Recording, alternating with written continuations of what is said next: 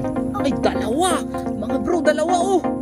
Ngayon, nalaman natin na yung palang ganito, mga red tilapia na ganito, ay kumakagat pala sa hipon at talagang ano sila, gustong gusto nila yung hipon, no? Yung mga bro, dali mga bro, yung biya na mga bro. Dali na ng biya. Yan ang sinasabi ko. Dali. Uy, ayungin, ayun. Speaking of ayungin mga bro, nakadali na tayo ng ayungin. Ayun na naman mga bro.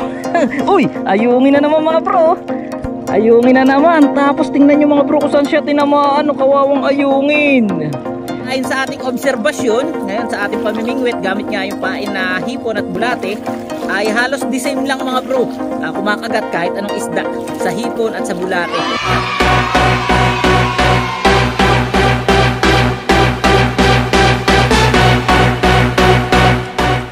Yan, good morning sa inyong lahat mga bro. So ngayon ay tuturuan ko kayo kung paano kumuha ng pain na hipon nang walang ginagamit kundi ang ating kamay. Ayan. Mamimingwit kasi tayo ngayon mga bro ng ayungin. Magtataw-taw fishing tayo. Tingnan natin kung may mahuli tayong ayungin o kaya biya. At alam nyo naman, hipon ang pinakamabisa na pamain doon. Kaya ngayon titingnan natin kung may makukuha tayong hipon dito sa mga water lily mga bro. Diyan tayo mangunguha ng hipon. Tingnan natin kung may makukuha tayo dito mga bro ha. Tingnan natin to. Sana may makuha tayo sa mga ganito. Kasi may mga hipon na tumitigil sa ganito mga bro eh.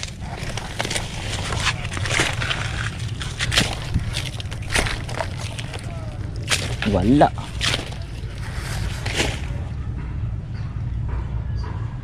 Yun lang mga bro, wala. Ano tayo makakapamiwas niyan?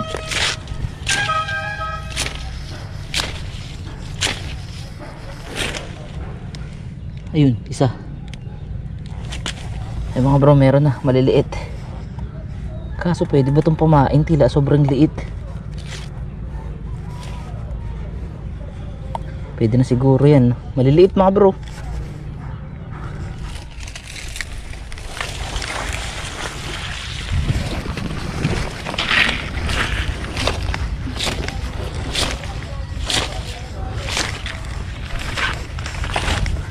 Oh, ayan mga bro.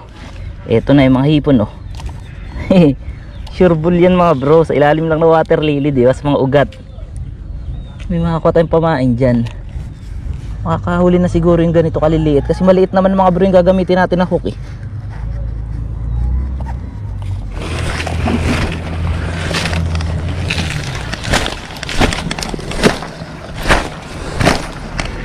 Madami dyan mga bro. Yun oh.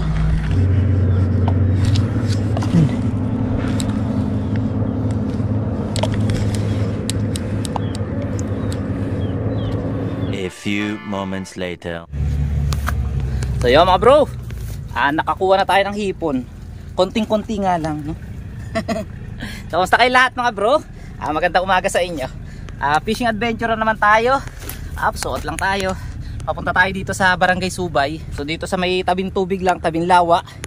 Yun nga, susubukan natin mga bro na mamingwit ng biya at saka ayungin gamit naman ng pain na hipon. Kaso nga lang mga bro, ay kakaunti na nakuha natin na hipon. Hinahanap ko kung saan nakalagay yung bubo ni Amban Landot. Manghihingi tayo ng ano eh, ng hipon. Kukunti. Wala tayong nakuha. So eto lang mga bro. Konting-konti, kapuringot lang talaga. So try natin sa mga water lily doon sa kabila. Baka sakaling ano, doon tayo makakuha ng ano, ng pamain na. Kaso medyo malayo eh. Pero itry muna natin mga bro, itong pain na to na. Tapos pagka wala tayong nahuli, di wala. Susubukan muna natin to. At pag naubos na lang, hanap na lang ulit tayo na. Ingat na lang mga bro, madulas dito. Taas na ang level ng lawa no. Check muna tayo sa taas mga bro. Minsan may mga ahas eh. Nung nakaraan nabagsakan tayo ng ahas. Kaya check muna natin. Uy ano yun, para sigurado. Huwag basta suot mga bro. Kasi minsan may mga nakasabit na ahas eh. Ayan, try muna natin dito mga bro ha. Tingnan natin kung may mahuhuli itong ating konting pain lang. Ayan, subukan natin. So dito tayo. Tara. Hanap lang tayo ng mapagseseta natin ang camera. Yan mga bro, try natin dun sa may bato na yun. Patong tayo doon. Tapos sa paligid niyan, tingnan natin kung may mahuli tayong biya dyan, no? So tara. Mga bro, ito yung ating pain. Konting-konti lang. Ito naman yung ating pamingwit na napamatpat. 2 hook to mga bro eh.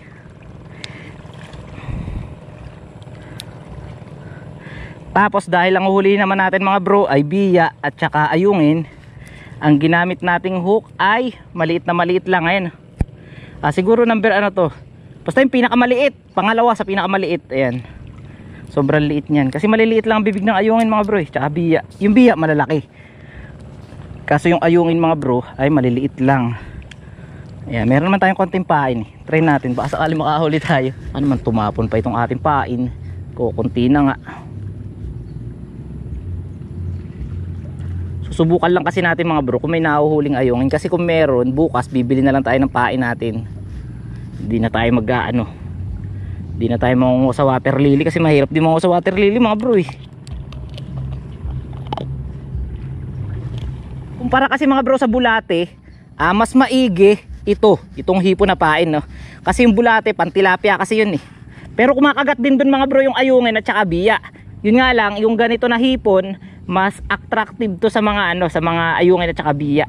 Pero sa tilapia hindi naman to masyadong hindi mahilig dito ang tilapia, pero kumakagat pa rin mga bro. So tara, subukan na natin. Ayan, unang lawit. So hindi tayo gagamit ng floater mga bro, dahil sa pamimingwit ng biya at ayungin dapat nakalapat sa lupa, sa putik, no, sa buhangin, ganyan. Tapos mga bro ay ilalakad-lakad lang natin, ganun lang. Ayan, may sabit agad. Sumabit agad sa banlik. Mabanlik dito mga bro kasi dati may water lily dito eh. Dito naman tayo sa kabila. Oops. Yan.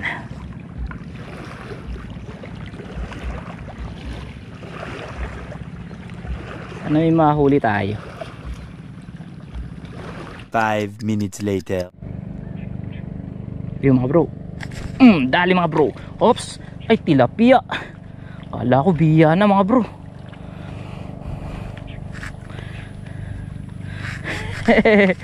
Isa na. Tilapia siya mga bro. Ayun na, flower horn. Mayan, tilapia ni Nus.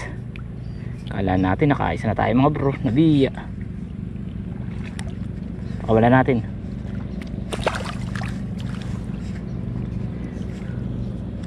Kala ko'y nakaisa na tayo, di pa pala. Subukan nga natin mga bro, wag tanggalin na ulo. Yung isang buong hipon siya.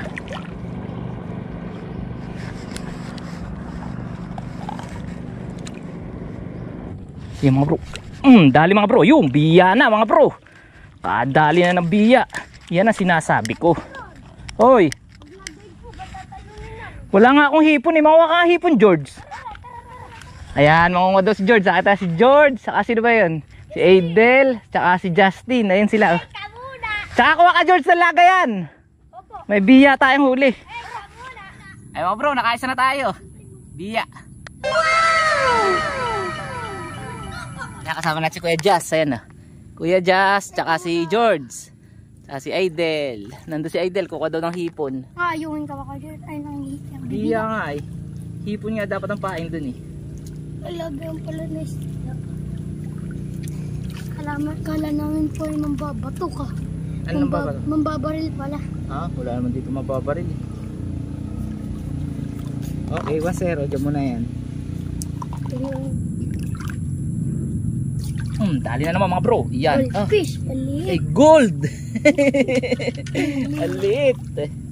Mga bro, kumakagat din sa hipon talaga tilapia. Wala ko, biya na naman eh. Ano nyo alam po kung gagawin nyo sa biya? Wala, vlog lang. Tingnan ko kung may mahuhuli. Puting. Ito na nga lang paing ko.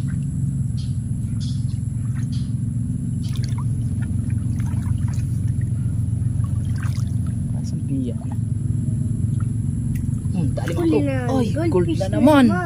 Mga bro, hipon pala ang pamatay sa ano, sa mga gold tilapia na ganito. Dali na naman, no. George, kuha ka nga muna ng konting bulati doon. Kahit mga ilang piraso lang. Malaki dyan. Pakuhanin natin si na George ng bulati, mga bro. Tayad din natin bulati. Habang wala pa tayong hipon. Saan? Sa pinag-ukalan Ayan, no. natin. Red tilapia na naman. Pamilya natin. Lasa lagay yan eh. O, lagay mo huli natin. Uy, ano yan? Ay, dalawa! Mga bro, dalawa oh!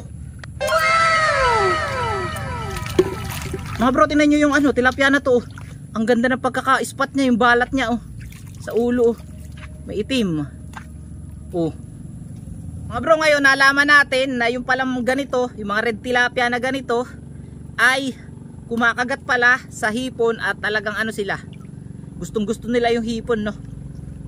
Ayun, no, nakadali tayo ng dalawa. Double kill na gold. Hipon ulit to mga bro, hipon ulit. Diba bro, kasama na natin yung mga bata nating anglers, no. Yan, meron ba tayo isa shoutout Kuya Jazz? Wala. Si Ate Adel, meron ba? Sino? Ayun, sa mami ni Adel, lagi nanonood yan. Ako rin pala. Shoutout sa tita ko. Yun. Napakaganda. Hihi. Sino tita? Tia. Ah. Nanonood po yun ay. So mga bro, pain na natin bulate dahil naubos na yung ating ano. Naubos na yung ating hipon kaya bulate na. Ayan o. Pero ganun pa rin ang setup natin. Taw-taw pa rin na kawayan. Walang floater. Tingnan natin kung ano mas maigi. Kung ano mas maganda. Ano ba? Ito bang bulate? O yung hipon? Hipon. Yan. Dali. Oy! Dalawa. Dalawa mga bro. Ayan. Nakadalawa tayo. Na ano? Na tawag nila dito? Mayan. Mayan, tilapia nenus, flower horn, Duterte. Dumadami na talaga yung ganitong klase na isda mga bro dito sa Laguna Lake. Kunin muna natin yung huli natin maliliit mga bro. Mamaya na lang natin i-release.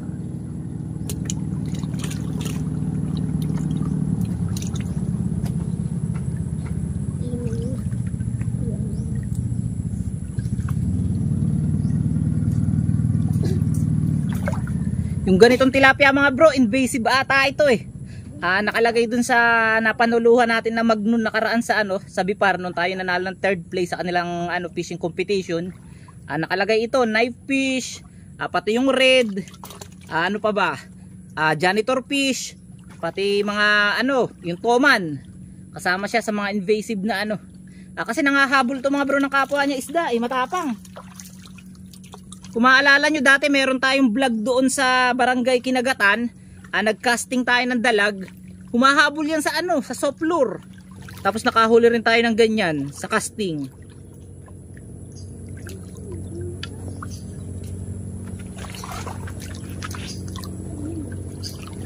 Kita nyo mga bro, yung mga kasamahan natin dito, swimming lang.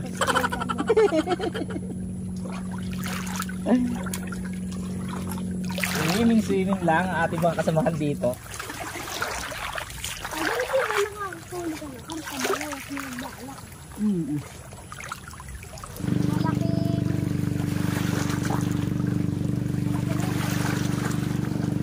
Ay mga bro, pakita nga rin natin idol.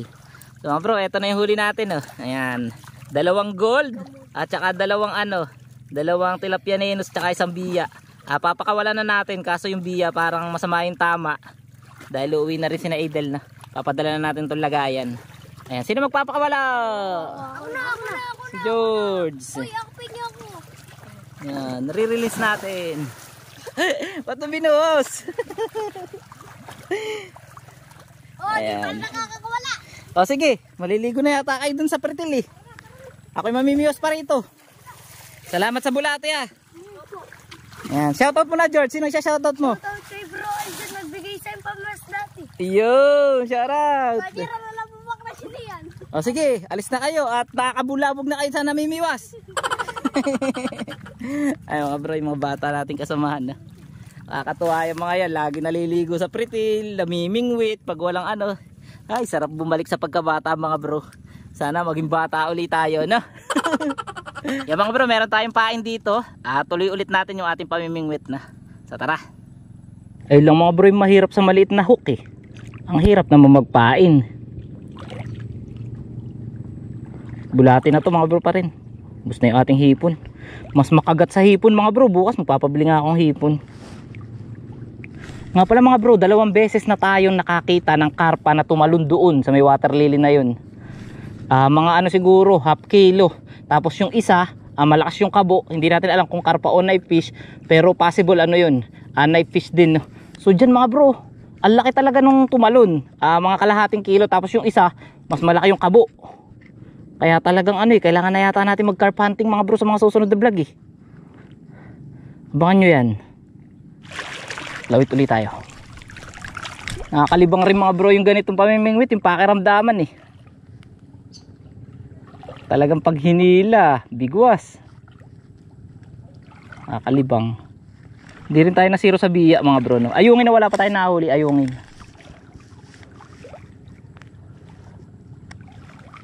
Ayun, meron naman oh. Dali. Uy, ayungin, ayun. Speaking of ayungin mga bro, nakadali na tayo ng ayungin. Ayan, sa bulate. Diba? Kakasabi pa lang natin. Uy! Kakasabi pa lang natin mga bro na hindi pa tayo nakahuli ng ayungin. Ayan, nakahuli tayo ng good size na ayungin oh. Oh, ang laki. Oops. Oh. Mga bro, ayungin. Oh, i-release natin mga bro, syempre. Ayungin. Ayan, ayungin. Sige. Alis na. Yun. Diba? Nakadali tayo ng ayungin mga bro. Hindi na natin kukuhanin yung mga bro kahit masarap yun. Dahil ayungin na ulam natin kanina. Namanti tayo kagabi ng pang ayungin. So nakahuli na tayo ng tilapia. Nakahuli na tayo ng tilapiang orange o red tilapia. Nakahuli na rin tayo ng biya. Nakahuli na rin tayo ng ayungin. Ayan, iba't ibang isda ang ating nahuli.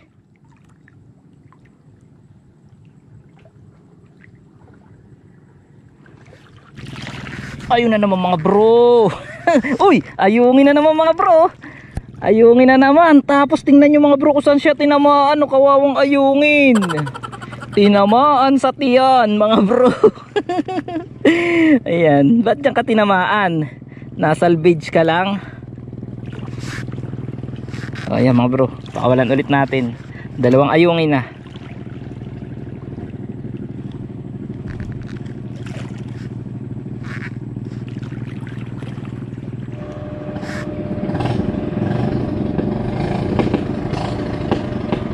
Yun, uy biya mga bro, biya. Meron na palang kagat. Ops, biya. Ayan o, 2 biya, 2 ayungin. Naku mga bro, kung iniipon pala natin, ulam na no. Ayan mga bro, papakawalan natin ulit, biya. Catch and release lang tayo. O, kawala ka na. Mga bro, mahuhuli pa natin yung biya na yun. Iyon ang ano eh, kaya tinawag yung utak biya eh. Kahit nahuli na mga bro, kagat pa rin ang kagat yan. Sino ba namang hindi utak biya mga bro? Alam na hinuhuli na siya eh, kagat pa siya ng kagat, di ba?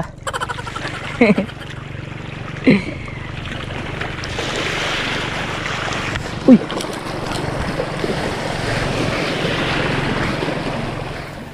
Yan, shoutout muna tayo mga bro kay Celestine Salonga ng Dubai, kay Saldi Ferrer ng Morong Rizal, shoutout din kay Agosto Titan, kay Arnold Mendoza ng Cabuyao Laguna, kay Boyet Fernandez ng Cabangan Zambales, shoutout din kay Marichel Rapis ng Cabuyao, sa lahat ng mga De Los Reyes family at Padilla family ng South Vilfor, at kay Jayden Mendoza ng Tondo, Manila. Shoutout sa inyong lahat mga bro. Yeah mga bro, siguro mga 1 oras na tayong namimingwit. At yun nga, sa video na to, sinubukan natin magpain ng hipon. At kita nyo naman mga bro ay talagang super effective ng hipon dito sa biya. Ayan, nakahuli tayo ng biya. Tapos effective pala siya mga bro sa mga red na tilapia o yung gold tilapia, orange tilapia na tinatawag natin dito, no? Tapos nung maubos nga yung ating pain mga bro, ay nagpakuha nga tayo sa mga bata ng bulate. Ayan, meron pa oh. At yun nga, nakahuli naman tayo doon mga bro ng nakahuli rin tayo ng biya. Tapos nakahuli rin tayo ng ayungin sa sa bulati naman. Kaya yun, ayon sa ating obserbasyon, ngayon sa ating pamimingwit, gamit nga yung pain na hipon at bulate, ay halos the same lang mga bro. kumakagat kahit anong isda sa hipon at sa bulate. At kung tatanungin nyo naman ako kung ano ang mas maganda, kung may hipon mga bro ay mas maganda ang hipon. Kasi kita nyo, kanina sa hipon sunod-sunod talaga yung huli natin. Hindi katulad sa bulate na ganito na na matagal bago kumagat. Tapos kagandahan pa sa hipon, syempre ang hipon mga bro ay hindi madumi sa kamay. Hindi katulad ng bulate, puputulin mo pa yan, dudumi ang kuko mo, malagkit, diba? Medyo madumi. Hindi katulad ng hipon na pag pinain mo, malinis pa rin yung inyong kamay. So yun ang kagandahan sa hipon. Pero kung walang-wala talagang hipon mga bro, ay mag-taste tayo sa bulate, diba?